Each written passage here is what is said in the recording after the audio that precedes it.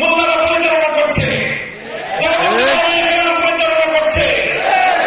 সেখানকার এই মাদ্রাসার হুজুর এবং শিক্ষকরাই ইমারতে ইসলামের গোটা প্রশাসন সবকিছু তারা পরিচালনা করছে। তোমাদের মধ্যে তো ডক্টর সেখানে নেই। তাকে দেখো আজকে তোমার বাংলাদেশের, আমি ডক্টর ইউনূস সাহেবকে অ্যাড্রেস করে বলি, আপনার বাংলাদেশের অর্থনীতির গতি দেখেন, প্রবৃদ্ধির তুলনা করেন ইমারতে ইসলামের অর্থব্যবস্থার সঙ্গে। মাথা হেঁটে করে আজকে লজ্জার মাথা নিচু হয়ে আসবে আপনাদের।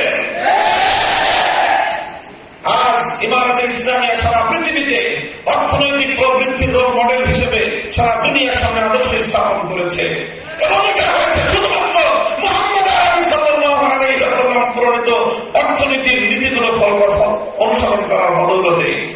এবং এটা সম্ভব হয়েছে মোল্লাদের মাধ্যমেই, আলেম সমাজের মাধ্যমেই, যারা মক্কা সফলতাদের মাধ্যমেই। হীনমন্যতার কোনো কারণ নাই। সেই দিন আসছে, সেই দিন আসছে। এই যে ভাব আমার নবীকে নিয়ে দুদিন পর পর ইসলাম নিয়ে